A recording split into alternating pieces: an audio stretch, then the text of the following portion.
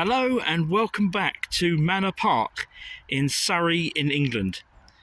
Regular viewers to my YouTube channel will remember that I did a video here recently entitled The Lost Manor, in which I looked at the history of this site briefly.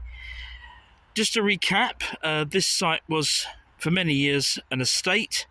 Then in the late 19th century it became a golf course, and then the manor house, which had been converted into a golf clubhouse, was bombed out during the Battle of Britain.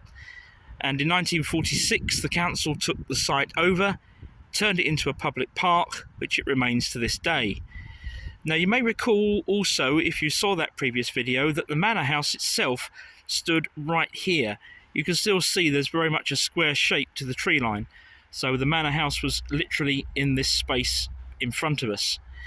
Now there was a lot of interest at the time in knowing a little bit more about the history of the manor and also its links with the coming of the railway. So I've come back here today to tell that story. Despite its long history, there was no formal manor house on the site until Manor Cottage was built in 1818 by a gentleman named Thomas Clark. Sadly, by the 1830s he had passed away, and the property had been purchased by Charles Day. Around this time, the building was greatly enlarged, and after that became known as Caterham Manor. At this point, the Victorian railway boom comes into play, and we must meet the first of two characters associated with the impact that it had on the estate. This is Henry Aglaionby, a somewhat unusual name which I think is worthy of a brief explanation. Henry's parents were the Reverend Samuel Bateman and his wife Anne Aglaionby. The Aglaionbys were a prominent family from the north of England, so Henry was given the full name of Henry Aglaionby Bateman. However, in 1798, Henry received a substantial inheritance from the estate of a maternal aunt. One of the conditions of her will was that he should adopt the family name. This he therefore did, and literally became Henry Aglaionby. So there you go. Henry was a prominent North of England landowner and Member of Parliament for Cockermouth. He took out a long-term lease on Caterham Manor, which he used as his southern base for carrying out his parliamentary duties. At that time he could take a 4-mile carriage ride from the estate to the nearest railway station at Purley, and there catch a train directly to London. When a proposal was made to build a branch line from Purley to Caterham, which would pass directly alongside the Caterham Manor estate, Aglaionby was vehemently against it. Permission was eventually granted by Act of Parliament, but Aglaionby negotiated significant compensation. Final agreement was about to be reached when Aglaionby died suddenly in 1854, followed by his wife just 1 month later.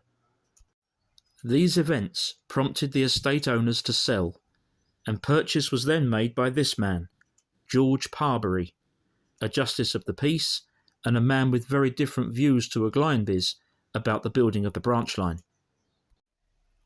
Parbury was prepared to make a favourable deal, the first part of which saw the railway track being laid along the edge of the estate.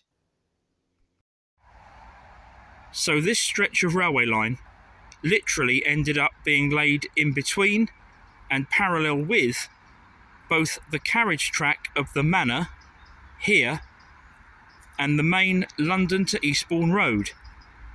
And in fact, between the trees you can probably see the railway line just there.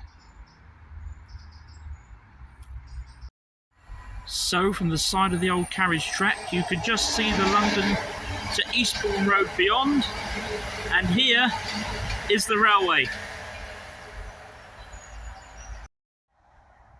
Now if you saw my previous Manor Park video, I'm sure you'll remember this building. This is the old North Lodge of the manor, and still standing next to it are the old manor gates. But you'll notice that the road continues on beyond these gates. Now that road is a private road called the Avenue, and it was built as part of Parbury's deal It links up with a lane at the far end called Salmon's Lane, and we're going to go down there and have a look because it's an important part of our story. Another favourable part of Parbury's deal saw him hand over 150 acres of the estate.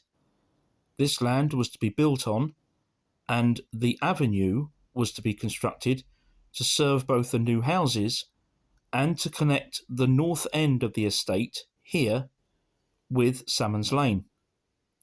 But that's not all. So we're now at the opposite end of the avenue, at its junction with Salmon's Lane, and just down the hill here is where the railway line crosses the lane. So there's a level crossing there, and we'll go down and have a look. Right next to the level crossing, just off the extreme corner of the estate, a railway station was built, now called Whiteleaf South.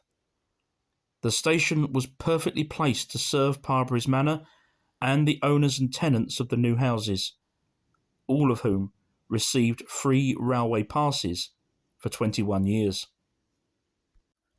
Numerous changes took place over the following years, with the manor house being leased out many times.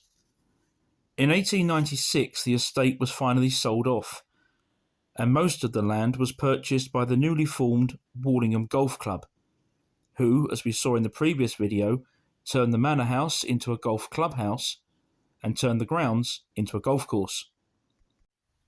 As we also saw in the previous video, the golf course remained until World War II, when the manor house cum clubhouse was bombed out, and after the war the land was taken over by the local council and turned into a public park, which it remains to this day.